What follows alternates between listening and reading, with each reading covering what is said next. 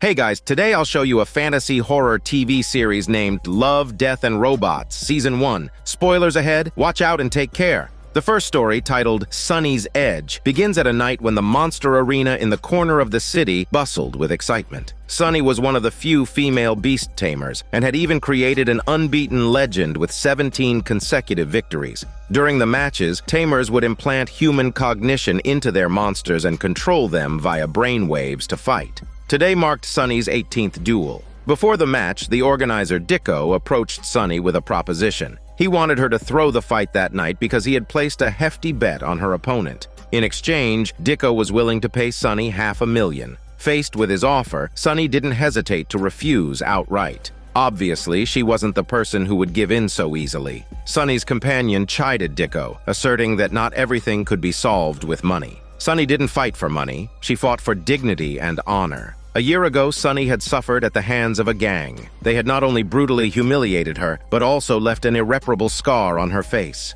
Having finally stepped out of the shadows and restarted her life, Sunny would never easily bow to anyone. The battle horn sounded, and amidst the thunderous applause of the crowd, Sunny's controlled beast, the Flesh Eater, slowly emerged from its cage. It was sleek and agile, with a razor-sharp spike on its GPS tail. Her opponent mockingly taunted Sunny while releasing his monster, the armored Titanosaur, a creature clad in thick, hard armor resembling a moving tank, tough to handle. Despite facing such a formidable opponent, the Flesh Eater showed no fear, immediately launching an aggressive attack with its sharp claws. However, to the thick-skinned armored Titanosaur, these moves were mere tickles and did absolutely no damage. The Flesh Eater then swung its tail, coiling around the Titanosaur and hurling it against the wall. As it leaped into the air, ready to deliver a lethal sting with its tail, the Titanosaur anticipated the move. The Flesh Eater's tail was caught, and it was slammed against the wall. Before it could recover, the Titanosaur's iron fist came swinging down, knocking the Flesh Eater to the ground.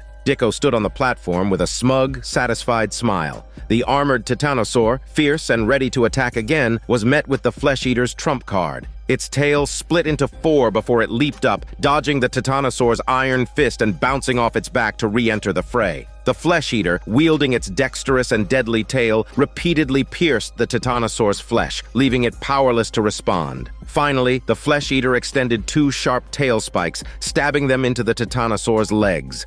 The colossal creature fell to its knees, begging for hormone mercy in tears. The Flesh Eater now had the upper hand and yanked hard, tearing off one of the Titanosaur's arms. But in the next second, a new blade grew from the Titanosaur's severed arm. Unable to dodge, the Flesh Eater had several of its tail spikes sliced off. The Titanosaur took a quick step and firmly grasped the Flesh Eater's gooseneck, then plunged the blade into its abdomen.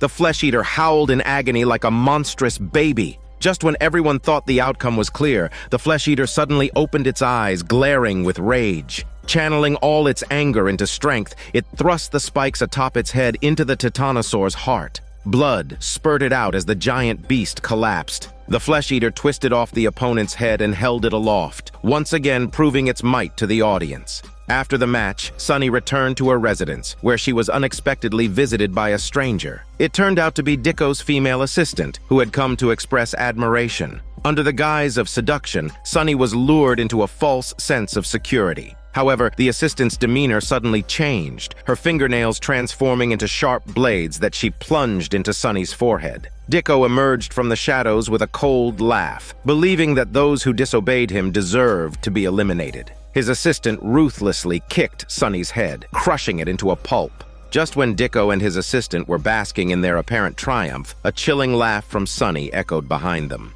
Dicko's smile faded as he realized something was amiss. It turns out, a year after Sunny had been violated by a gang, her physical body had died. Her consciousness had been uploaded by her companion and implanted into the Flesh Eater beast. The Sunny that had died was merely a substitute built with ChatGPT intelligence. Now merged with the Flesh Eater, Sunny appeared behind them, her sharp tail piercing through the assistant's face. Dicko was swiftly lifted by the huge tail and promptly disposed of by Sunny. Having become one with the Flesh Eater, Sunny grew through each bloody battle into a true warrior.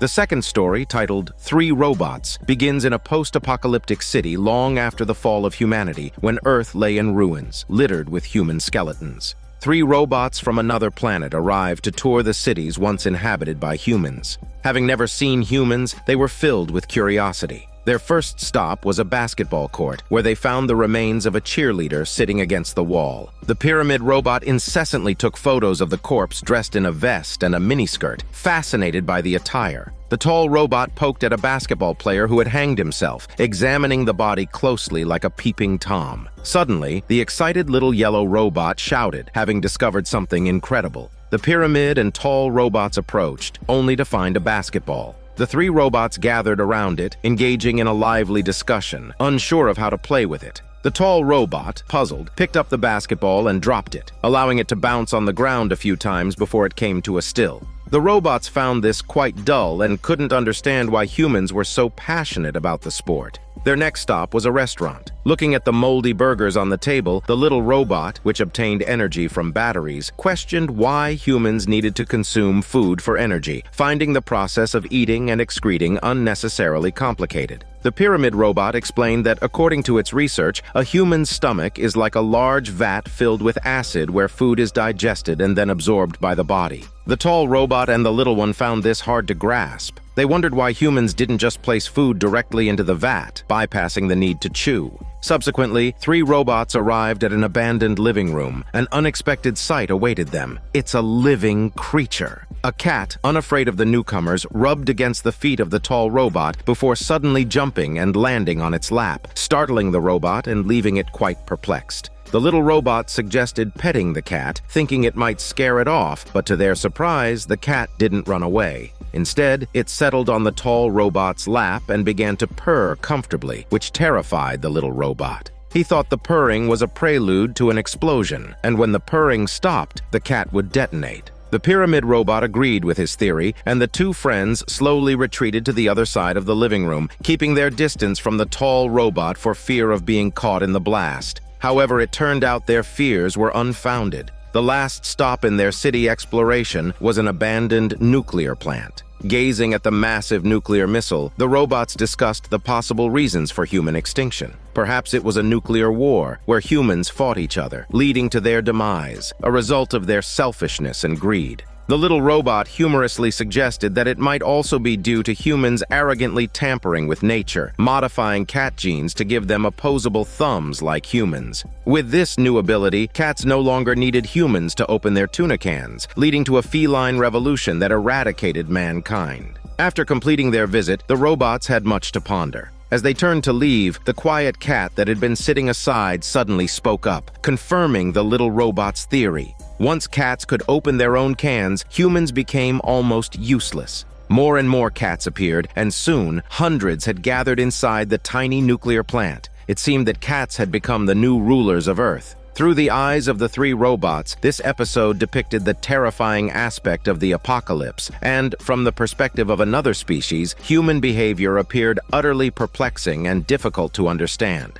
The third story, titled The Witness, takes place inside a residential building in Hong Kong, where a girl was applying makeup getting ready to go out. Suddenly, a burst of gunfire from the building opposite shattered the calm of the area. Startled, the girl's hand shook and her lipstick smeared across her face. Unable to curb her curiosity, the girl drew back the curtains and peered around, following the direction of the sound. However, she saw nothing out of the ordinary. Just as she was about to close the window and leave, the noise alarmed a man with glasses in the opposite building. He had just murdered a woman, and feeling guilty, he hurriedly looked up and caught sight of the girl in the opposite building. Their eyes met, and the girl saw that the man's face was covered in blood, clearly linking him to the gunfire. The man looked back at the girl, then down at the corpse at his feet, and to his disbelief, he realized that the girl bore an uncanny resemblance to the woman that he had just killed. Coming to her senses, the girl recognized the danger. She was an eyewitness to the murder and had been spotted by the killer. She needed to act fast to protect herself.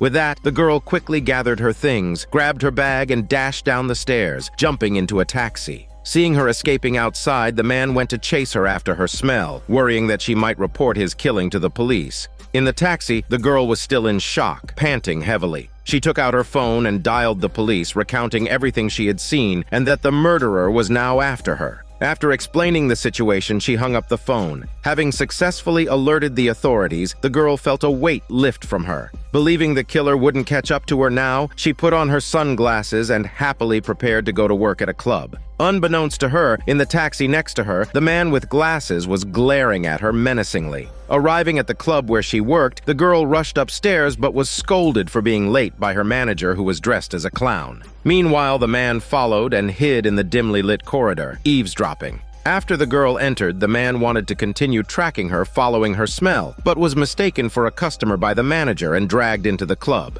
On stage, the girl changed into her performance outfit and began to work, twisting her graceful body in a TikTok style. Suddenly, she spotted the murderer from the opposite building sitting in the audience. Terrified, she bolted from the stage and ran to the manager's office, frantically pounding on the door. When no one responded, she recklessly entered the room and, after rummaging through it, found a handgun in a drawer. The girl placed the gun in her bag and was about to leave when she bumped into the man with glasses right outside the door. In a panic, she grabbed a few clothes and threw them at the man, then bolted in a frantic escape like a panicked chicken. To run faster, she even kicked off her high heels and dashed through the crowded streets. The man pursued relentlessly, shouting for the girl to stop and listen to his explanation, but she dared not slow down, running fast like a broken Tesla bike. Approaching a cluttered alley, the girl knocked over obstacles to buy herself a few seconds. In desperation, she ran into a residential building, knocking on doors and calling for help, but all were securely locked.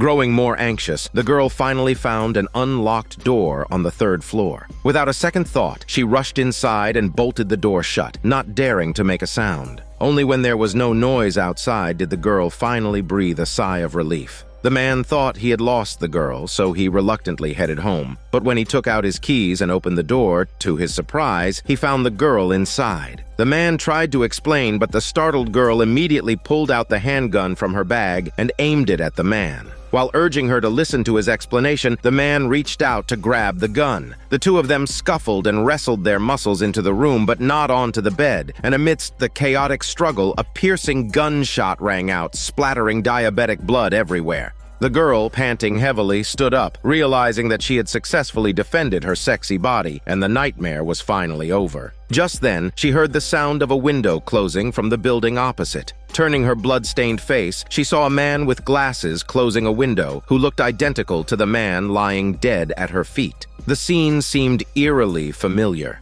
The position of the man across the way was exactly where her own home was, and he bore a striking resemblance to herself, who had just witnessed a murder. This indicates a new, fast, and furious pursuing cycle was about to begin. Whether it was the man with glasses shooting in the beginning or the girl shooting at the end, both viewed their actions as self-defense, but were misunderstood by the other as committing murder. The episode also conveys that sometimes what we see with our eyes is not necessarily the truth.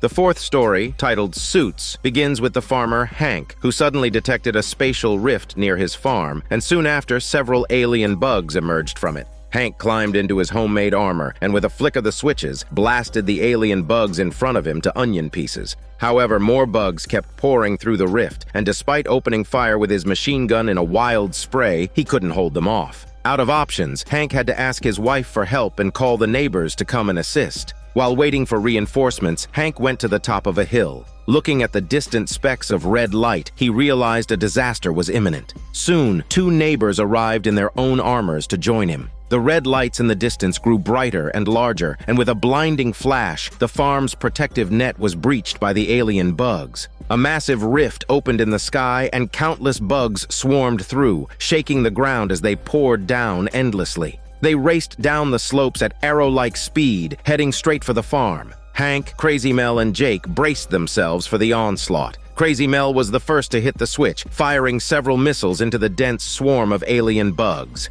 A huge fireball erupted, and missiles exploded all around, obliterating the bugs in front of her. Crazy Mel laughed triumphantly at the sight. However, the bugs behind them continued their relentless advance, emerging from the smoke and charging towards the farm at lightning speed. To stop the attack, the three of them had to continue firing, spraying bullets into the horde. Despite a large number of bugs being killed, their numbers were overwhelming. Several slipped past the armor and made their way into the farm behind them. To make matters worse, the recent fierce attack had severely depleted their ammunition, and the system issued a red warning. After a brief discussion, the three decided to send Jake back for supplies, while Hank and Crazy Mel continued to hold the front line. After Jake left, Hank and Crazy Mel found it tough to fend off the relentless wave of alien bugs, encouraging each other to keep on fighting. On the other side, Hank's wife had ushered the elderly and children into the safe house and then sat at the control system to activate the protective defenses. If any alien bugs attempt to penetrate their defenses, they would be instantly obliterated by the laser guns. Hank and Crazy Mel had exhausted every tactic at their disposal, bombarding and torching the enemy. Just as they were about to run out of ammunition, Jake returned, fully resupplied. He rushed to the forefront, buying time for Hank and Crazy Mel to reload. Despite the three of them unleashing their full firepower, the sheer number of alien bugs was overwhelming. Jake's armor, leading the charge, was bitten through by the bugs, which then toppled him to the ground. The ferocious bugs smashed Jake's visor and attempted to breach the cockpit. Facing his imminent doom, Jake left a final plea to take care of his wife before resolutely activating the self-destruct. A blinding light was followed by a mushroom cloud, and the alien bugs were disintegrated in the massive explosion. The powerful shockwave threw Hank and Crazy Mel's armors aside, injuring them both. As Hank and Crazy Mel were recovering, thinking the battle was over, a new, more terrifying creature appeared. The colossal bug forced its way through the breach. Its hard shell and sharp fangs caused the ground to tremble with each step. Hank immediately stood up and faced the behemoth, spewing fire at it. However, these minor tricks were ineffective against the giant creature. Enraged, the bug flipped Hank's armor with its tentacles. Before Hank could get up, the creature was already upon him, biting through his armor. Just as Hank's life hung by a thread, his wife managed to fire a remote missile, temporarily repelling the giant bug. After a brief respite, the behemoth returned, biting and shaking Hank's armor violently. Crazy Mel arrived in an attempt to distract it and save Hank, but her heavy body was instead hurled forcefully into a grain silo 100 meters away. Realizing that a direct confrontation was futile, Hank decided to outwit the creature. He instructed his wife via the intercom to aim for the bug's throat. To keep stable, Hank hooked himself onto a scarecrow made of sheet metal and strained with all his might to pry open the bug's smelly mouth. The scarecrow began to wobble as the powerful bug dragged Hank forward. At the critical moment, Hank's wife timed the launch perfectly, firing a missile down the bug's throat. The massive creature finally fell, defeated. The crisis was averted, and the farm returned to its former peace. Jake's widow grieved for her late husband, while Hank promised to honor his word and take good care of her. Despite the devastation, Hank believed things would get better. However, as the camera zoomed out, countless alien bugs could be seen covering the farm's protective dome, hinting at an imminent, more powerful assault. The view shifts to space, revealing that this planet is not Earth. Many such protective domes dotted the planet's surface, resembling pus-filled sores. It became apparent that humans were not the masters here, but the invaders to this new planet. The protective domes, akin to tumors, suggest that the colonizers, rather than the bugs, are the true viral entities. The fifth story, titled Sucker of Souls, begins with an archaeologist, Dr. Weyhunt, venturing into an ancient tomb, emboldened by the protection of hired mercenaries. He and his student discovered a gravestone indicating that the tomb was the resting place of a Sucker of Souls, commonly known as a vampire. Dr. Weyhunt turned to consult his references, while the student translated the inscriptions on the walls, venturing further into the cavern. Suddenly, the flashlight in the student's hand began to flicker erratically. Perplexed, the student smacked the flashlight and it resumed normal function. But just as the student lifted the light, thinking all was well, long hair dangled before his eyes. Slowly looking up, he saw a creature with sharp fangs and red glowing eyes in the darkness. The student screamed in a chicken voice and dropped the flashlight, sprinting towards the entrance of the tomb. The massive monster gave chase, lunging at the student with its gaping maw. Before the student could react, the creature had clamped onto his neck, blood spurting out in a grotesquely bloody scene. Dr. Weyhunt and the mercenaries were petrified, momentarily forgetting to run. The monster reveled in the fresh blood of the student, growing in size and strength. After its feast, the creature evolved into an even more terrifying form. Realization dawned on Dr. Wehunt that the monster before them was the vampire. He warned the mercenaries to stop gawking and escape. The vampire, unwilling to let its prey slip away, pursued them. The mercenaries turned and fired several shots, but bullets were futile against the vampire. The dreadful roaring behind them grew closer as the vampire charged, shattering the lights and plunging the tunnel into darkness. A mercenary lit a flare, only to find the vampire already upon him. He drew his gun and fired, but the vampire was unfazed. It seized the mercenary with one hand, staring him down with rage-filled eyes. The mercenary swung his combat knife in a final act of defiance. Observing the muscular mercenary, the vampire grinned a sinister smile, ready to make him pregnant with its monstrous baby. Just as it opened its mouth to suck the mercenary in whole, it suddenly closed its eyes, filled with fear, and froze, as if a more terrifying creature had appeared. A cat sauntered by with graceful steps, catching everyone by surprise. To their astonishment, the vampire recoiled in fear at the sight of the feline. The mercenary was thrown into confusion by this sudden turn of events. Dr. Wehunt explained that according to legend, if a vampire consumed the flesh of a cat, its body would burst into flames and burn to ashes. Therefore, the cat was the vampire's nemesis. Hearing this, the mercenary's fear dissipated. He triumphantly lifted the cat high, and the vampire vanished without a trace. With the cat's protection, Dr. Wehunt and the mercenary managed to safely retreat to their safe house, where they joined the other two mercenaries. After locking the door, they took stock of their weapons and realized they only had one useful bomb left. Suddenly, the door began to endure violent pounding. It seemed the vampire had followed them. At this critical moment, Dr. Wehunt spotted a secret passage. The female mercenary prepared to place the explosive on the door, while the other two mercenaries provided cover fire against the vampire, allowing everyone to retreat towards the secret passage. After setting the bomb, the two mercenaries quickly shut the door and dashed into the passage. The vampire broke through the door, searching for its prey, but the next second the bomb detonated, sending flames into the sky and obliterating the vampire. Blindly running through the pitch-dark passage, the group feared they had finally reached safety after a long escape. A mercenary lit a flare, only to be horrified by the sight of numerous vampires hanging from the ceiling, their eyes eagerly fixed on their new victims. It turns out they had run into the vampire's lair, and it seemed unlikely anyone would survive. This episode tells us that we shouldn't rush headfirst into the unknown. Recklessness may lead to death waiting on the other side.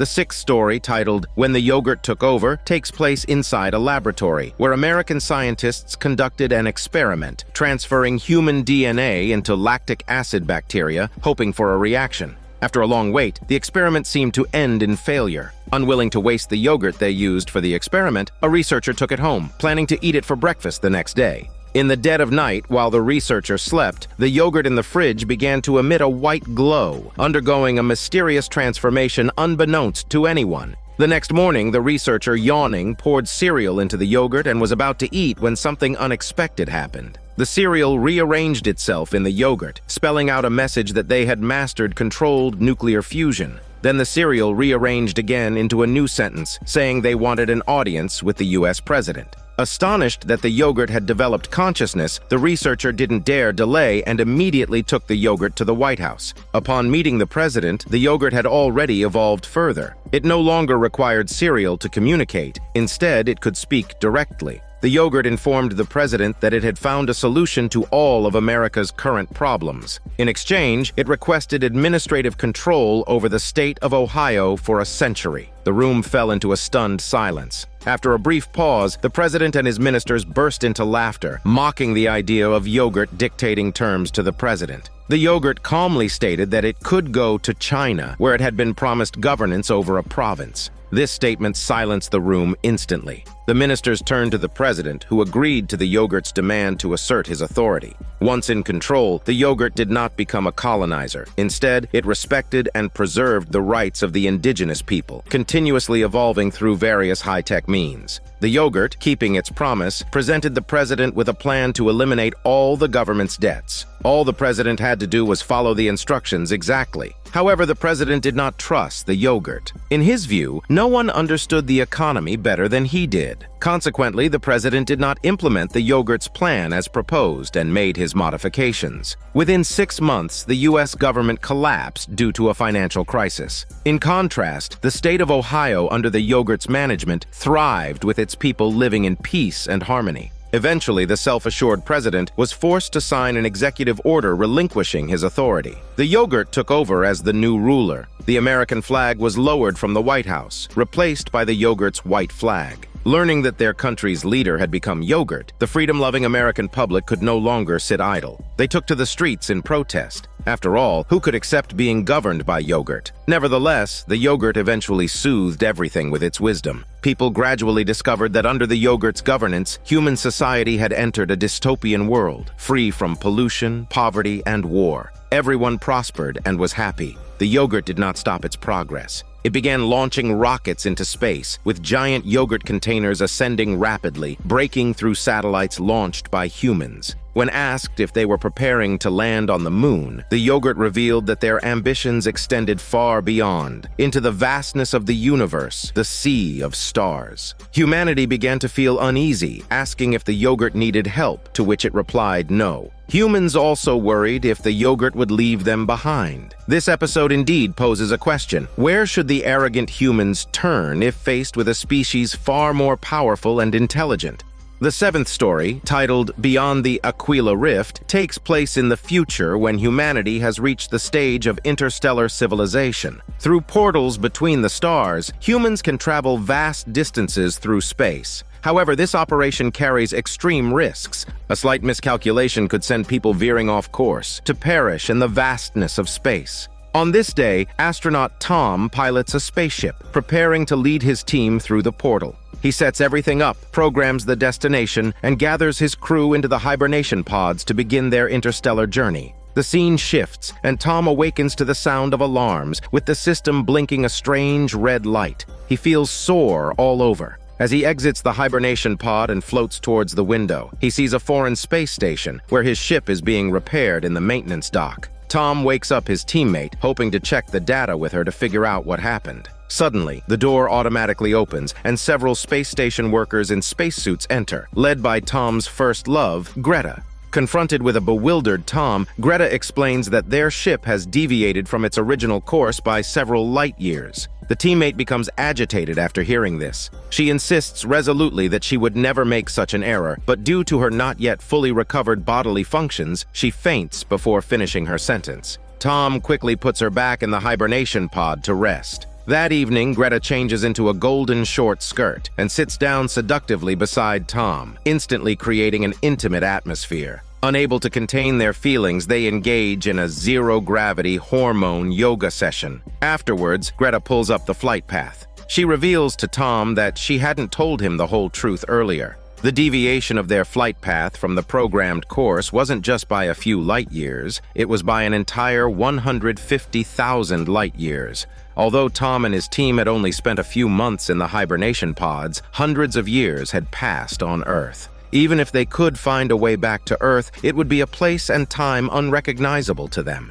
Tom feels incredibly agitated after learning the truth. He decides to wake his teammate and tell her the facts. However, upon waking and seeing Greta, the teammate is still very agitated, asking who she is. She then picks up a knife and cuts Greta's neck. In self-defense, Greta administers a sedative to her. Later, after their fiery encounter, Tom notices Greta's neck, and to his surprise, the knife wound has miraculously healed. Recalling his teammate's words, Tom becomes suspicious. He confronts Greta, demanding to know who she really is. Unreservedly, Greta admits that she is a fake, and that everything Tom sees is an illusion created by her. Tom is desperate to know the truth, but Greta says it's not yet time, that he's not ready to accept it. Determined, Tom shakes Greta's shoulders and demands to see the true nature of this place and the real Greta. So Greta dispels the illusion. It turns out the real Tom is emaciated and ragged, and the space station is a ruin, utterly desolate. The teammates lying in the hibernation pods are nothing but skeletons.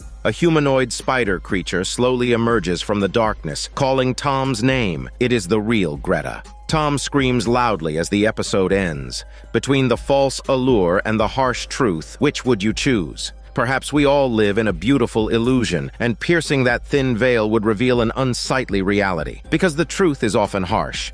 The eighth story, titled Good Hunting, takes place in the waning years of the Qing dynasty. The tale revolves around Liang, a young man whose father is a famed local spirit hunter. On a night blessed with a clear moon and a gentle breeze, Liang and his father are commissioned to capture a fox spirit. They lie in wait in the shadows, anticipating the spirit's arrival. From the room upstairs, the moans of a man utterly beguiled by the fox spirit can be heard. Nightly he wails, yearning for the spirit's company. Liang, following his father's teachings diligently, clutches a tile jar containing the essential talisman to subdue the fox spirit. Then the moonlight becomes obscured by dark clouds, and the fox spirit finally makes her sexy appearance in the form of a stunningly beautiful woman. Liang is momentarily entranced. As the fox spirit moves to ascend the stairs to meet with the man, Liang's father, armed with a sharp blade, attempts a stealthy attack from behind. Sensing danger, the fox spirit quickly eludes him. The father continues his assault, but the fox spirit proves to be the more formidable opponent. His blade ultimately becomes lodged in a wooden stake nearby. The fox spirit, not wishing to inflict harm, decides to leave, but the father is determined not to let this chance slip away. He calls to Liang, urging him to throw the virgin boy's urine at her, which can scorch the fox spirit.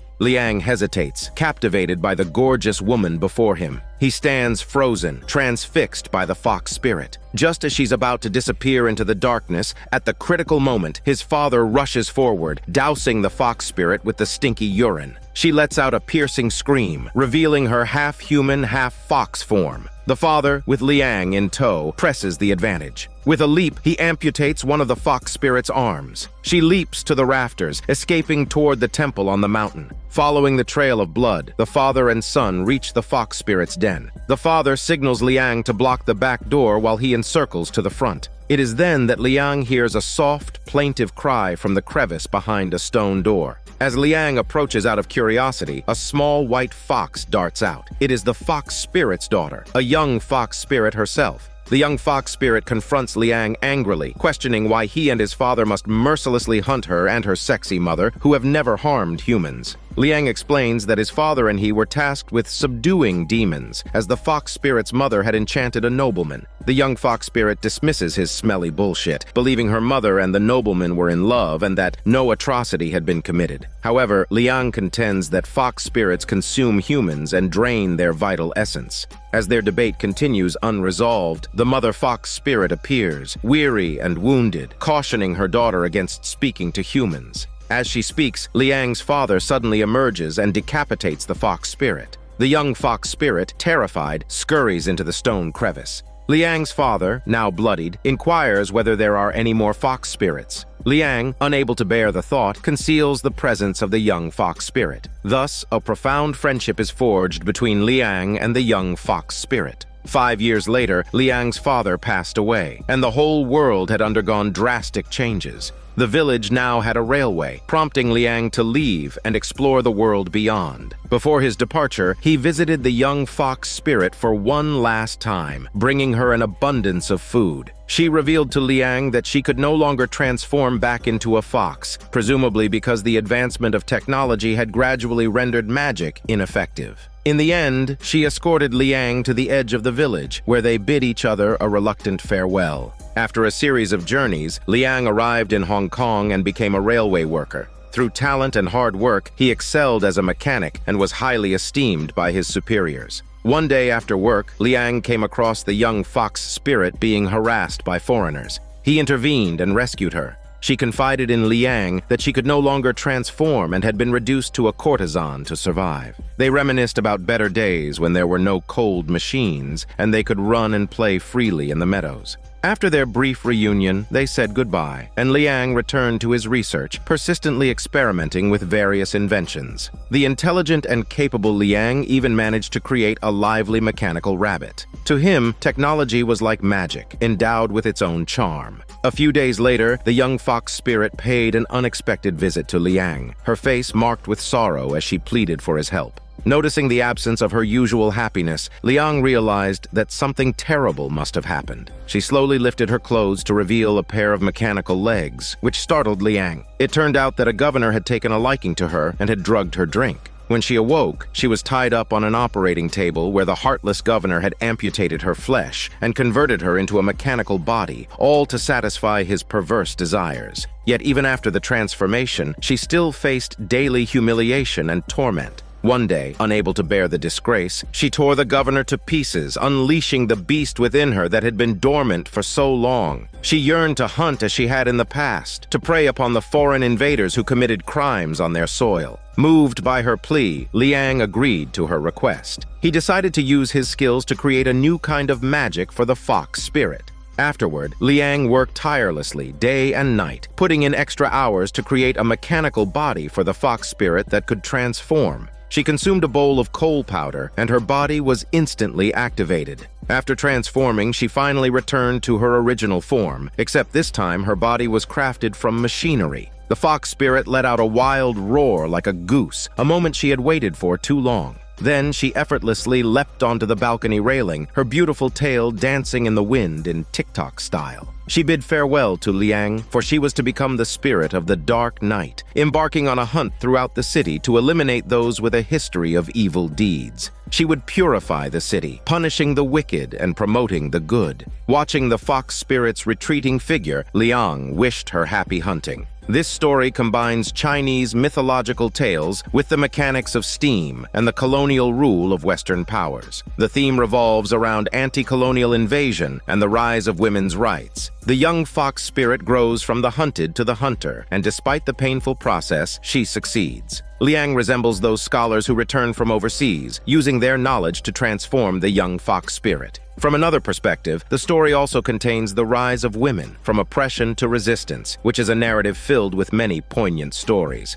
The ninth story, titled The Dump, takes place in the hot and humid outskirts of the city, where a city inspector lights a cigarette and reluctantly makes a phone call before stepping out of the car. A rat, unable to dodge in time, meets its demise under his shiny leather shoes. The inspector, with a look of disgust, surveys the stinking junkyard. He is here to evict Ugly Dave, the resident of a dump yard, because the nearby property owners can no longer tolerate the foul odor and have collectively demanded the removal of the dump yard. The inspector, visibly displeased, only grows more arrogant upon seeing the filthy, ragged Dave. Contempt fills his eyes. The inspector pulls out a pile of urban environmental sanitation documents for Ugly Dave to see and explains his purpose. After listening, Ugly Dave curses and throws the papers on the ground. He claims to have lived here for 20 years, finding warmth in the dump yard like home. Despite smoking salvaged cigarettes and living in a shabby house, his life is simple and happy. He has a deep attachment to this place, and leaving would mean he would be without a home. However, the inspector doesn't care about any of that. He threatens Ugly Dave that if he doesn't move, the authorities will resort to forceful measures to evict him. Upon hearing this, Ugly Dave starts shouting the name Otto, which seems to be his pet. However, after several calls, this Otto creature does not appear.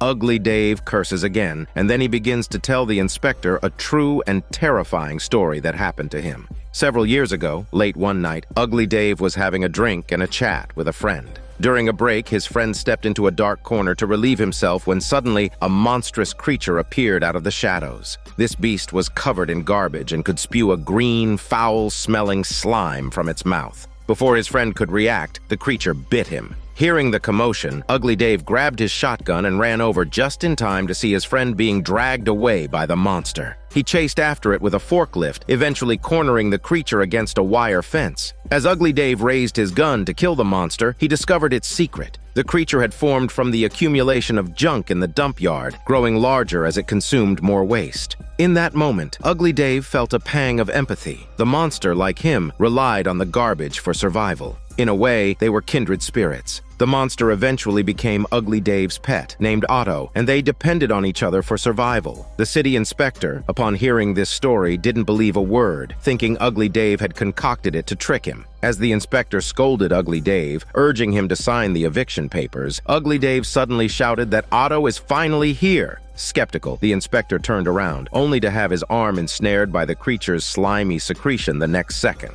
After a struggle, the inspector was swallowed by the monster, including his smelly part. Ugly Dave, unfazed, picked up the inspector's dropped luxury lighter, lit a cigarette, and relaxed contentedly. The well-fed creature happily circled around Ugly Dave, its adorably goofy demeanor contrasting starkly with its previous horror. This episode hints at the environmental destruction caused by human-generated waste, suggesting that we will ultimately reap what we sow.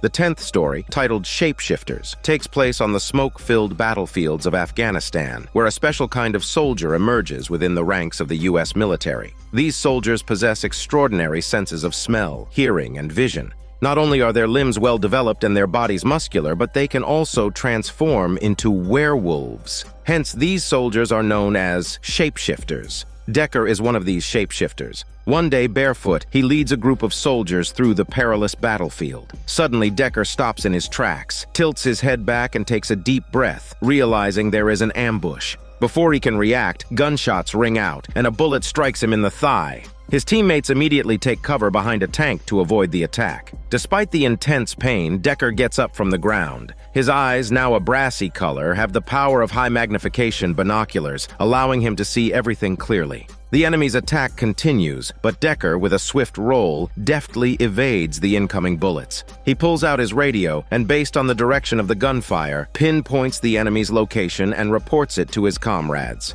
With accurate position information, a fierce gunfight ensues. Decker rises from the ground, and his injured leg has almost completely healed thanks to the shapeshifter's regenerative abilities. Due to the presence of shapeshifters, the military enjoys great success and turns danger into safety. However, despite their contributions, shapeshifters are not well received within the army and are often targeted for being different. During lunch, a member from the table warned Decker and his companions that shapeshifters weren't allowed to eat there because they weren't normal people. Decker, uninterested in the confrontation, continued to eat his meal with his head down. However, the captain escalated the situation by derogatorily calling Decker and his kind dog soldiers, his eyes filled with disdain and scorn as if they were looking at a monster. Decker's comrade, also a shapeshifter, couldn't stand it any longer. He revealed his sharp fangs and glared back furiously, the tension in the air reaching a breaking point. Fearing that the companion might transform, the captain quickly left with his men, looking disgruntled.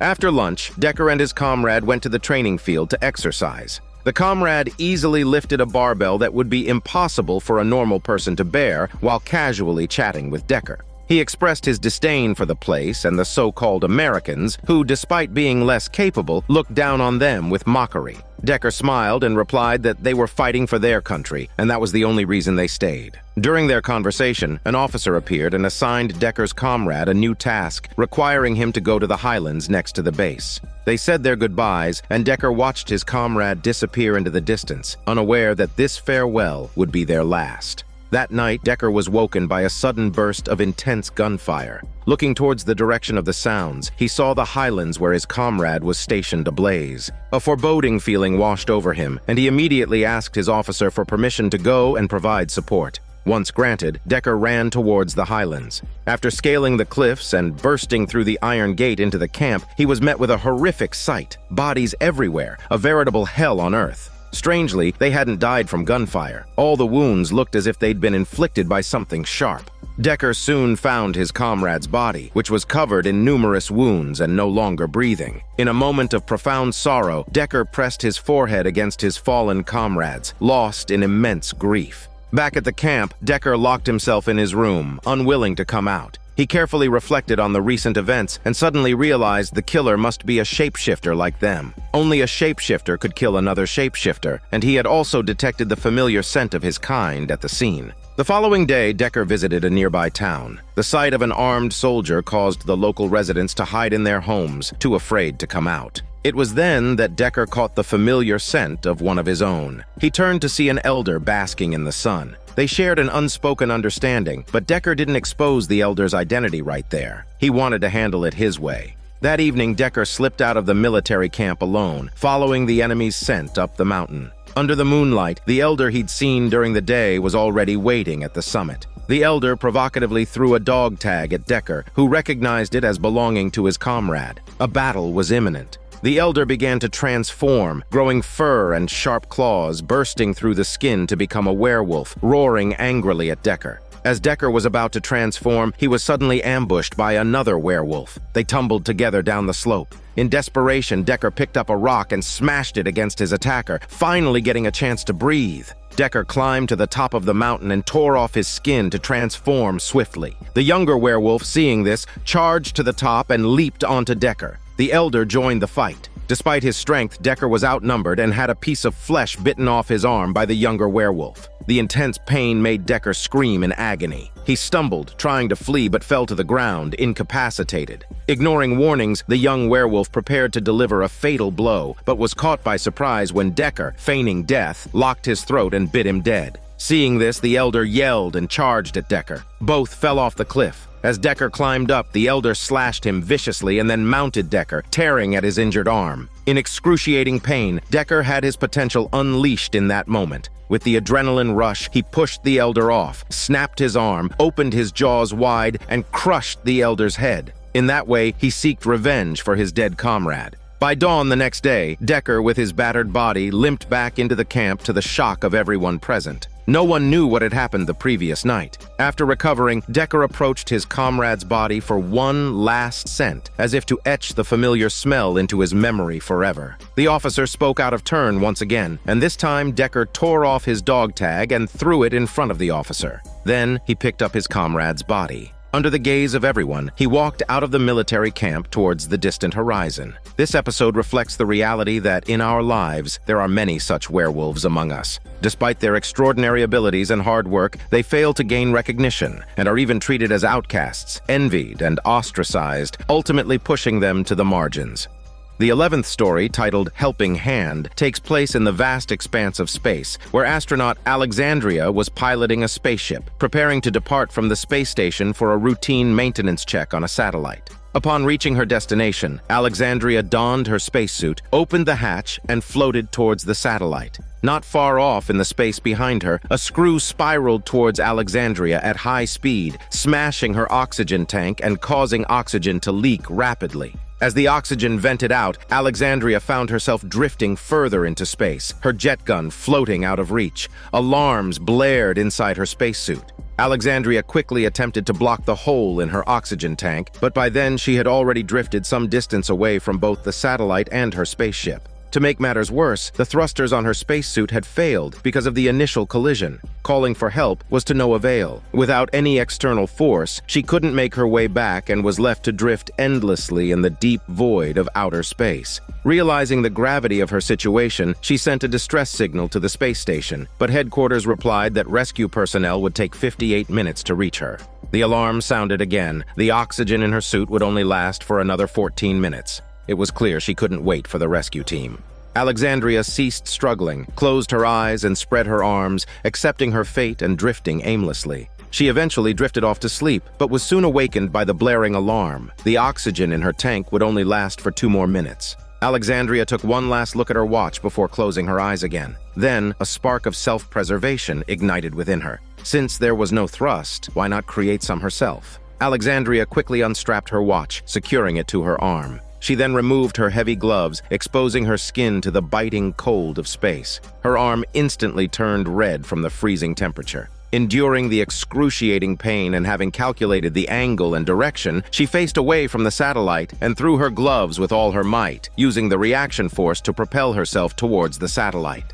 As the satellite grew closer, Alexandria thought she was about to succeed, but her only functional arm failed to grasp the satellite in time. She continued to drift further away in the opposite direction. The suit's alarm grew more urgent. Her oxygen was nearly depleted. Driven by the desire to survive, Alexandria looked at her arm, now frozen and bloodless, and in a moment of desperate courage, she broke it off. The agonizing pain was overwhelming, but survival left her no choice. She did it, fragments of her limbs scattered through space. Alexandria adjusted her position, knowing this was her last chance. After throwing her severed arm, the reaction force sent her spinning. As the scene shifts, Alexandria, her eyes bloodshot from suffocation, is sitting inside the spaceship. She reports back to the space station that she has safely returned to the ship, with her severed arm now wrapped in thick bandages. It was her indomitable will and instinct to survive that ultimately allowed Alexandria to triumph over everything. The 12th story, titled Fish Night, takes place in the blistering heat, where a car carrying two down-on-their-luck salesmen speeds through the barren and desolate desert. The winding road stretches endlessly towards the horizon. The old salesman, accompanied by a young protege, is on a business trip, and in search of a shortcut, they chose a road less traveled. Due to the extreme heat, the car's engine overheats and breaks down, forcing them to stop. After inspecting the vehicle, the old salesman wipes the sweat from his brow and tells the young man that they'll have to wait there for a passing car. But this remote location sees no traffic. The pair, one old and one young, wait all day under the scorching sun, but no vehicles pass by. The two begin to bicker, with the old salesman blaming the young man for not checking the water tank promptly, which led to their predicament. The young man, however, feels that it was the old salesman's decision to take this rarely traveled road that left them stranded. Their argument is incessant, and they are unable to come to a conclusion. The old salesman sits on the ground in silence, looking off into the distance, while the young man, consumed by frustration, finishes his drink and angrily throws the bottle far away, pacing restlessly around the car. As the sun dipped below the horizon, the sky was painted with hues of the evening glow. The two who had been silent for some time decided to reconcile. The old salesman approached the young man. He couldn't help but reflect on their door-to-door sales profession, likening it to the setting sun before them, its decline apparent and hope seemingly out of sight. The young man, fresh in the world of work, lacked a full understanding of the future but still clung to an optimistic outlook. As night fell, the surrounding desert seemed to undergo a mysterious transformation. Streams of blue light rippled across the sands like waves, stirring up ripples. Moved by the scene, the old salesman mused that millions of years ago this place could have been an ocean. Time had changed everything here. The two salesmen eventually fell asleep in the car, and nearby, the last bit of drink in a discarded bottle began to levitate. The car's headlights flickered on and off without reason. Suddenly, a bright light shone into the car, waking the old salesman from his sleep. When he looked outside, it was as though the world had changed. It was like they had arrived in another realm.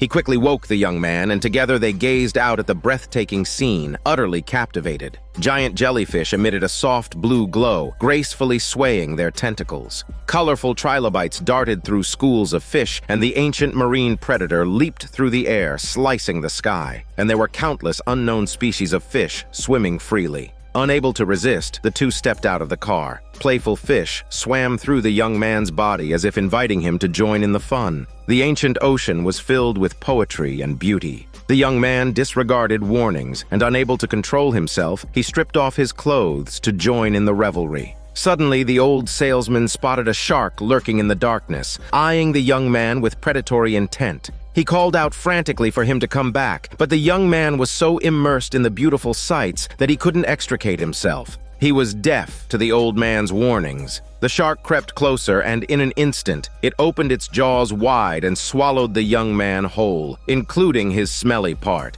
At that moment, all the beautiful illusions disappeared, and in the cold moonlight, a mist of blood was starkly visible. It could be possibly deduced that it's the old salesman who created the illusions to negate his guilt for killing the young man for food in order to survive the desolate desert.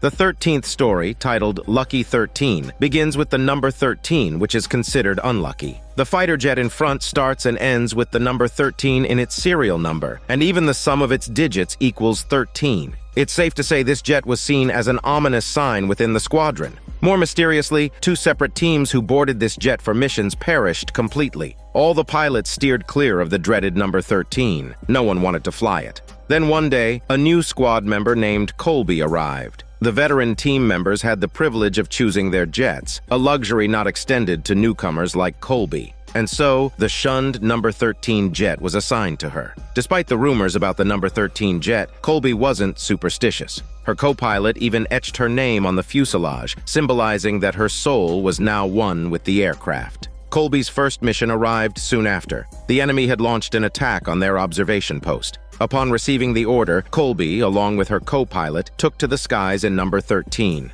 As the lead aircraft, the soldiers inside felt as if they were sitting in a coffin on the move. After safely reaching the observation post, Colby landed the number 13 jet smoothly. The team, fully armed, disembarked with trepidation, searching for the enemy. Suddenly, they were barraged by intense gunfire. The pilot of Fighter 70, witnessing this, heartlessly abandoned his soldiers and took off, intending to flee. However, shortly after takeoff, he was struck by enemy fire and killed instantly. Enemy reinforcements arrived, with 2 fighter jets tearing through the sky. Seeing the dire situation, Colby immediately called for all team members to return to the jet, preparing to evacuate. She refused to leave any soldier behind. As the last soldier boarded, enemy shells came flying in. The impact sent number 13 tumbling down a cliff, crashing into a pit. With her exceptional skills, Colby managed to pull the jet up just before hitting the ground. The pit was filled with stone pillars, making escape more difficult. With enemy fire raining down from above, Colby kept her cool, weaving through the stone forest, evading pursuit.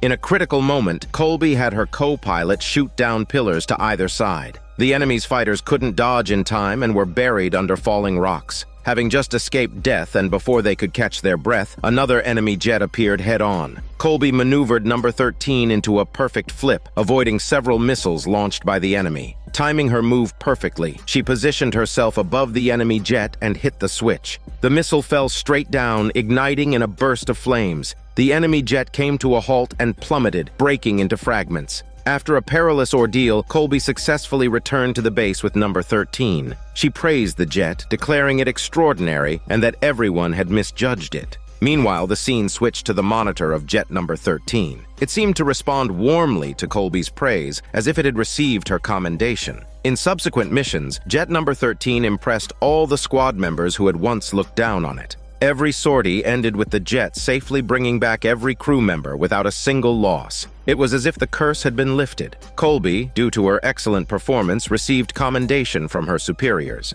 The officer proposed that Colby be assigned a more advanced jet, but she refused because she had already developed a deep bond with jet number 13. To her, it was not just a partner, but also a confidant. The number 13 had become her lucky number. On that day, Colby piloted jet number 13 as usual to the most intense front lines. Due to the overwhelming number of enemies, Colby hurriedly called for all squad members to return. As jet number 13 was preparing for takeoff, the eagerly waiting enemy aimed and hit the jet's wing with a direct cannon shot. Trailing thick smoke, the jet plummeted towards the ground. Colby struggled to maintain balance, sending out prayers. Perhaps jet number 13 heard Colby's calls, for just as it was about to crash, its engines finally kicked in and the jet landed smoothly with no injuries. However, a large enemy force was on their trail. Colby stayed inside the jet, firing continuously to cover the retreat of her teammates. Soon, the missiles inside jet number 13 were nearly depleted. With no choice left, Colby prepared to eject and escape. But as she was about to jump, she became entangled in a tight coil of wire. As Colby struggled to free herself, a shell exploded right where she had planned to land. It seemed as if jet number 13 was covertly protecting its master. The next second, the wire miraculously loosened. With a heavy heart, Colby initiated the jet's self-destruct mode and ran to a safe distance. Yet, when the countdown ended, jet number 13 did not immediately explode. It seemed to have an unfinished mission. Enemies climbed onto jet number 13, firing wildly at Colby, who was hiding. Colby watched with rage as a group of thugs climbed onto her beloved jet. Feeling Colby's emotions, jet number 13 activated its self-destruct, blowing the enemies to onion pieces. After the battle, Colby looked at the ruins around her and couldn't help but feel that all things in the world have a spirit, machines included. The 14th story, titled Zema Blue, begins with Zema, an artist of extraordinary skill renowned throughout the galaxy. Years ago, in his quest for cosmic truth, Zema completely transformed his body. He modified his cardiovascular system into a closed loop, eliminating the need to breathe for energy or to consume food and sleep. Furthermore, Zema's eyes were replaced with specialized sensors that could see spectra invisible to humans. His skin was also substituted with synthetic material that could easily withstand the bitter cold of hundreds of degrees below zero, or the scorching heat of molten lava thousands of degrees hot. With such an indestructible body, Zema roamed the stars, communicating with all things, and his works were as magical and enchanting as he was. No one knew how Zema started his career. It was said that he once painted portraits, but later felt the theme too narrow and limiting, far from his ideals and goals. To delve deeper, Zema turned his gaze to the cosmos, creating massive space murals while exploring, each one grand and breathtaking in detail. Upon release, these works were widely acclaimed, opening people's eyes as if ushering them into another world. Zema's reputation soared, and as his works became more successful, so did his fame. Yet he never ceased his explorations. On this day, Zema's new piece debuted to great anticipation. However, at the center of this work was a small blue square that no one understood. They simply referred to the blue pattern as Zema Blue. Thereafter, a blue shape appeared in the center of every piece he created, growing larger with time. Over the decades, this blue pattern grew from a small square to cover the entire starry sky and then spanned the universe. One day, Zema's paintings contained nothing but blue. Just when people thought his creativity had waned, they discovered everything was just beginning. Zema, in a frenzy, created kilometer-high Zema Blue paintings, erecting them in cities, dominating deserts, piercing the clouds and breaking the sky for people to admire and worship. And it didn't end there. Zema went to outer space to create, coating planets with Zema Blue. When these planets were illuminated by stars, they reflected a captivating blue light. Earthlings marveled at this astronomical phenomenon, utterly captivated by Zema's artistic allure. After a series of quests, Zema finally uncovered the mysteries of the universe and the essence of life. He decided to create a final masterpiece before retiring. For this, Zema specially invited the renowned journalist, hoping she would share his story with the world and witness this significant historical moment together. Zema brought the journalist to his secret base beside a pool undergoing renovation, where his ultimate creation was to be born. The journalist was puzzled about what this had to do with a pool. Zema paused and then explained that this was no ordinary pool. Long ago, a girl in Silicon Valley created several robots to do her chores, and she was especially fond of a small one that cleaned the pool, tirelessly scrubbing the tiles without complaint. To increase efficiency, she gave it a full-color vision system and an intelligent system for autonomous analysis, essentially eyes and a brain, which seemed to give the robot a soul. The inventive girl kept adding features, making it more perfect and powerful. After her passing, the robot was passed from owner to owner, each modifying and upgrading it, adding functions until it evolved into the perfected Zema. The journalist was shocked to hear that revelation. Zema added that for a long time he didn't know who he was or what he was doing until one day, while painting, he mixed a unique shade of blue now known as Zema Blue. It was the first color he ever saw, the color of the pool tiles he used to clean. His world was once just that pool, that primary color of his existence. Days later, as crowds gathered around the pool to witness the master's legendary final work, Zema entered in a shining red robe to thunderous applause. Amid the excitement, he shed his robe, dove into the pool, shut down his body's control systems, and began to disassemble. Parts fell off until only a small robot remained, swimming to the edge and starting to clean the tiles, returning to its original form. Everything had come full circle. Zema was no longer the celebrated artist, but had returned to his primal state, the blue. The episode conveys the idea of returning to one's roots. Many spend their lives seeking meaning, like Zema, but in the end he chose to return to his most primal state, to authenticity. By remaining true to one's original purpose and core beliefs, one can move forward with determination. The 15th story, titled Blind Spot, takes place in the dead of night when 4 mecha vehicles speed through the darkness. They are part of a thieving crew, and their target for the day is a cargo truck in front of them, loaded with something called microchips. The team consists of 5 core members, including the IT guy who is skillfully operating a computer on the hillside, providing remote support with intelligence. The IT guy detects that the truck ahead is filled with guard soldiers. After a brief discussion, the team leader decides to flank the truck with one-armed Sui and the rookie, intending to plant a timed bomb underneath the large vehicle to eliminate the guards. As Sui prepares to place the bomb, a mouse appears in his blind spot. By the time Sui notices, it's too late. Not wanting to harm the innocent creature, he quickly dodges, inadvertently setting off the bomb before it's properly in place. The explosion alerts the guards on the cargo truck, who go into high alert, picking up their guns and sweeping fire across the thieves. But the bullets are no match for these bioengineered beings, doing no harm. The sharpshooter of the theft gang returns fire with deadly accuracy, each shot hitting the guards' critical points. Some guards run to the top of the truck, continuing to fire down. Unable to bear it anymore, Sui, against the team leader's advice, leaps from his mecha vehicle onto the truck's roof. A tunnel is approaching and the team leader orders the explosives to be detonated before the truck enters it. Sui tells the team leader not to worry about him, urging him to press the detonator while he takes out more guards. And then, just before the explosion, he jumps to the top of another carriage. As Sui looks down at his comrades with self-satisfaction, 4 automated machine guns start firing crazily at him. Seeing this, the team leader jumps onto the roof to provide backup. His left arm is like a powerful cannon, and with his support, the machine guns are successfully destroyed. However, the IT guy doesn't detect that the troops have another secret weapon. Suddenly, a massive figure appears in the team leader's blind spot, right behind him. Before he can react, a giant iron fist smashes into him, and in an instant, the fierce team leader is reduced to a pile of scrap metal. Sui yells out that a giant mechanical guard has arrived.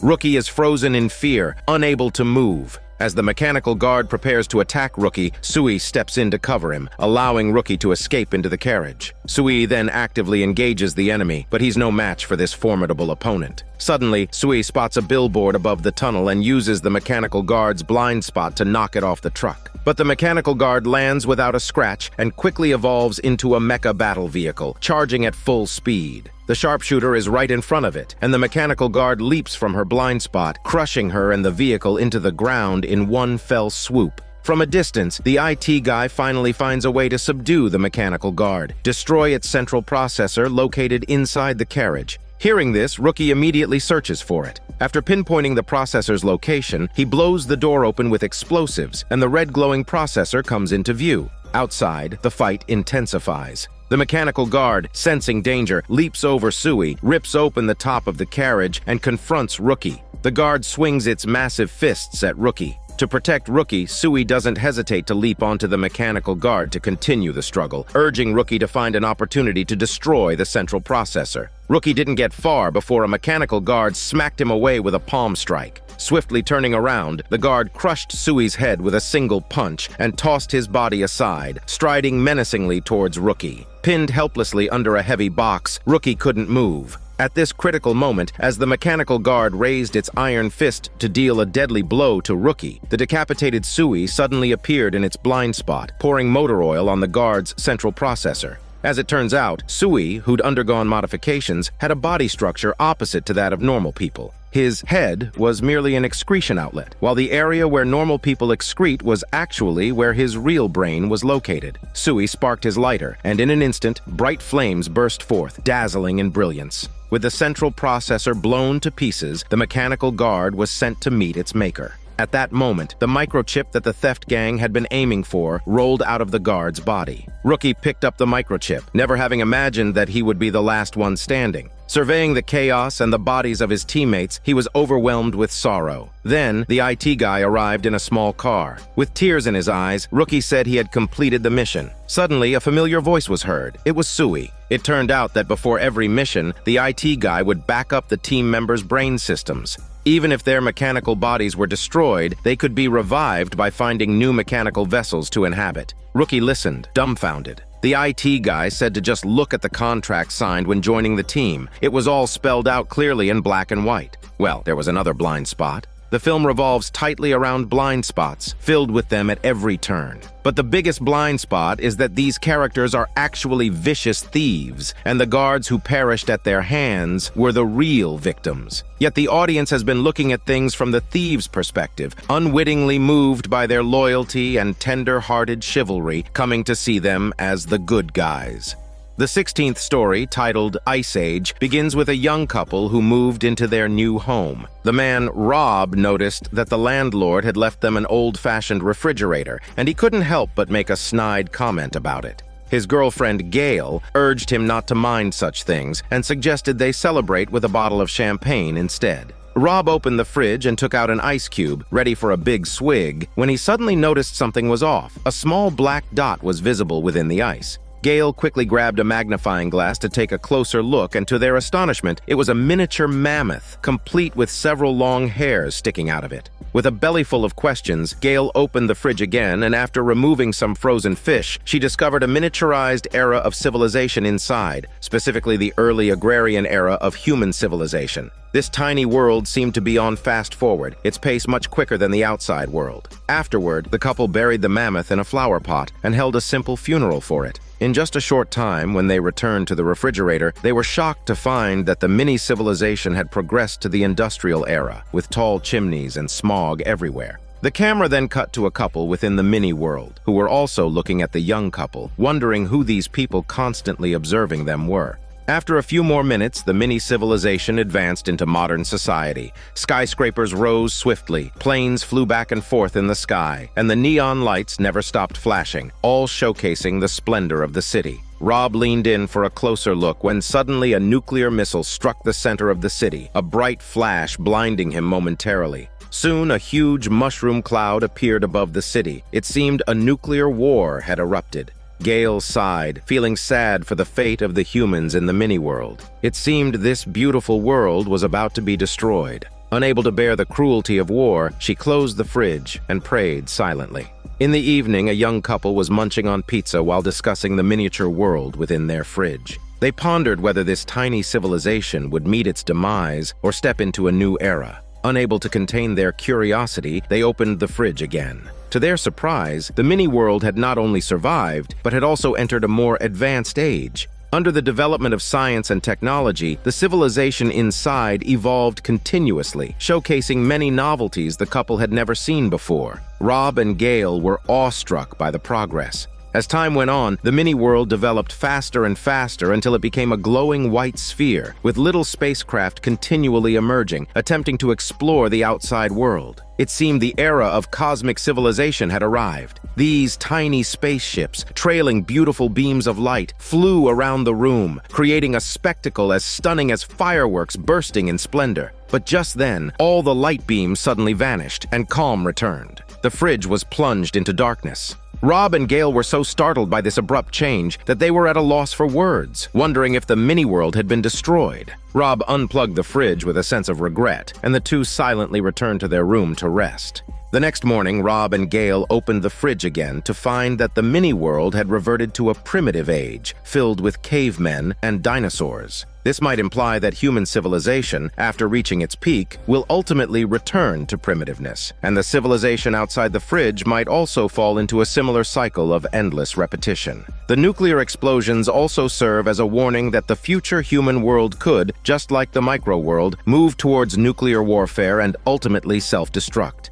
The 17th story, titled Alternate Histories, begins with a new software that allows for altering historical facts and simulating the world as it would have been changed. For instance, if someone went back in time and killed Hitler, would history be reshuffled? In the multiverse, there are 6 possible timelines concerning this hypothesis. In the first timeline, Hitler, still a student, leaves school with his painting board and accidentally bumps into a little girl, scattering his paintings. An angry Hitler berates and strikes the girl, but he picked the wrong target. This girl was a noble young lady, and soon her bodyguards beat Hitler severely. The girl even stabbed Hitler with a dagger, and he died right there, becoming an unclaimed corpse on the side of the road. However, World War I still broke out as scheduled, but without Hitler, World War II was delayed by 48 years, starting in 1948. The atomic bomb was not dropped on Japan, but was instead used on Germany in 1952. Armstrong's successful moon landing in 1969 remained unchanged. In the second timeline, Hitler, coming out of school, successfully avoided the little girl, but was instead accidentally killed by a Ferrari carriage full of sausages. His death prompted the Viennese government to pass strict carriage laws, indirectly spurring the development of the automobile industry. Eventually, Austria became an industrial powerhouse in car manufacturing, and Germany, thanks to its world-leading technology, won World War I outright, thus avoiding the Great Depression and financial crisis of the 1930s. Without World War II, the German chancellor became the first person to land on the moon in 1958. In the third timeline, Hitler, whistling, avoided the little girl, dodged the Ferrari carriage, but unfortunately met his end on a park bench, struck by a jelly-like explosive developed by Russian nobility. Hitler became an accidental casualty of this weapon, which was intended primarily to eliminate opposition to Tsar Nicholas II. The assassination of Archduke Ferdinand still triggered World War I, but with the jelly explosive, Russia emerged as a superpower, concluding the war in 1915. Putin became the first person to land on the moon in 1988. In the fourth timeline, Hitler fortuitously evaded the little girl, the runaway Ferrari carriage, and the jelly explosive. However, he couldn't resist the allure of beauty. After a night of excessive hormone yoga sessions, Hitler ultimately perished from exhaustion. 4 prostitutes were tried in court, but in a bizarre twist, it was revealed that they were time travelers from another dimension who sustained themselves by absorbing the life force of men. These time-traveling women eventually ruled Earth, and in 1996, the first person to land on the moon was a woman. In the fifth timeline, Hitler successfully avoided the girl, the Ferrari carriage, and the jelly explosive, and also resisted hormone temptation. He thought he was safe, but then an asteroid struck Earth. A falling meteorite killed Hitler instantly, and after the impact, 93% of the Earth species were wiped out. Resilient rats survived, evolved, and eventually replaced humans as the dominant species. They even developed their own doomsday weapons, leading to Earth's destruction once again. The ocean, the cradle of life, birthed new life forms, and an intelligent species of squid rapidly rose to prominence, culminating in the first squid landing on the moon almost 3 million years later. The sixth timeline involves humans inventing a time machine. Hitler avoided everything but was targeted by a group of time-traveling anti-Nazi activists. His protectors were not to be outdone, and tensions escalated to an outright battle. Hitler was caught in the crossfire, and in a critical moment, he encountered his future self. Overwhelmed with emotion and mutual recognition, the two forgot the cardinal rule of time travel: never touch oneself's doppelganger in the same universe. The result was the destruction of the entire universe, and everything was reset to zero. The entire episode is a series of shorts revolving around Hitler, positing what the world would be like without him. Through satirical means, the director critiques the notion of the great man theory of history, suggesting that history would not change drastically due to any one individual. Whatever is meant to be, would be, regardless of who is involved. The 18th story, titled The Secret War, unfolds in 1942, when the Soviet Union and Germany are locked in fierce combat at Stalingrad. A Soviet lieutenant receives orders to lead a squad of over a dozen men to the bitterly cold wilderness of Siberia, tasked with carrying out a vital and clandestine mission. Upon reaching a village, the soldiers find an eerie silence, broken only by the occasional cawing of crows. No sign of people anywhere. With the sense that something is amiss, they cautiously advance, guns at the ready. As they proceed, the gruesome remains of humans and animals begin to appear on the ground. Forcing open a door, they're met with a pungent, sour stench of decay. Inside, bodies are strewn haphazardly, bearing the vicious marks of sharp claws on their flesh and faces. The further they venture into the village, the more numerous the corpses become, the pristine snow stained with splashes of blood. The air is thick with the acrid smell of rotting flesh. A soldier reports that the village had been attacked the previous night by unidentified creatures, leaving 47 people dead.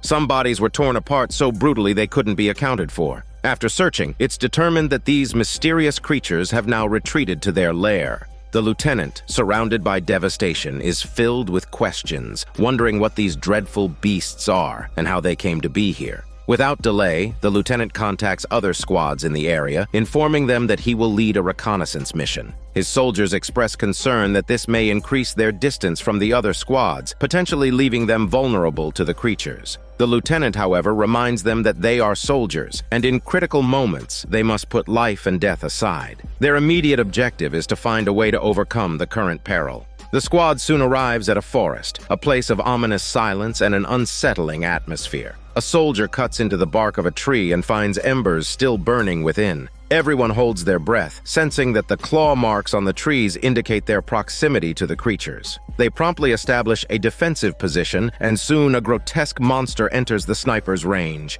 The creature is incredibly hideous, with long, thin limbs and razor-sharp claws. The soldiers open fire, and with the sound of gunfire, the battle between the squad and the monsters begins in earnest. Hordes of monsters charge in, fast and with incredible agility. The squad fires wildly, but they seem almost overpowered by the ferocity and terror of the beasts. Before long, some run out of ammunition and are pierced through by the creature's claws. After a desperate and deadly fight, the squad manages to survive by the skin of their teeth. Exhausted, they take shelter in a cave to rest. At night, the howling of monsters once again carried through the air, interspersed with the distant sounds of gunfire. The lieutenant walked to the summit and looked down to see that another squad had encountered an attack by the monsters. Flames reached for the sky, while the green of the Siberian aurora mingled with the distant fires of war, casting the atmosphere in a tragic yet beautiful contrast of red and green. The lieutenant felt helpless as he shook his head and returned to the cave. It was then he remembered a diary found on a corpse earlier. Opening the diary, he finally understood the cause of it all. These were not natural disasters, but man-made calamities. In 1919, the Red Army overthrew the Tsarist regime and established the Soviet Union. To eliminate the remnants of the Tsar's forces and consolidate power, the Soviets sent a major to Siberia to carry out an operation named Hades, which involved summoning demons from hell through black magic to serve the Soviet cause. However, these monsters, once summoned, did not follow the Soviet commands and instead killed the major and his men. Since then, the demons have occupied the deep forests, devouring all life within the mountains, and now they have come to the villages for prey. Realizing the dire situation, the lieutenant knew that if left unchecked, the monsters would continue to spread. It was time to stop these demons from rampaging through the human world. The lieutenant decided to destroy the monster's lair. He led the remaining members of his squad over snow-covered mountains, braving the bone-chilling winds and treacherous paths to reach the monster's lair. The lieutenant sent 2 experienced soldiers down to the lair to plant explosives, planning to collapse the mine and bury the monsters within. Initially, everything went according to plan, but as the explosion sounded, the mine began to collapse completely. The 2 soldiers could not escape in time and were buried alive. Then, countless monsters, alerted by the noise, emerged from the lair, looking around menacingly, seeking who had destroyed their home. Sensing impending disaster, the lieutenant devised a plan of action, preparing to face death. He arranged for the soldiers to plant the bombs and then sent for a fast horse, assigning a young soldier to report the situation to the front lines and call for bombers to level the place. Even in this critical moment, the lieutenant wanted to give the young a chance at life. The young soldier initially wanted to stay and pleaded to fight alongside the others, but the lieutenant sternly ordered the young soldier to follow military orders and quickly departed on the horse. After bidding farewell to his son, the lieutenant began to rally the morale of his troops. He told the remaining soldiers that as military men, they must fulfill their duty, even if it meant dying there, that it was the highest honor.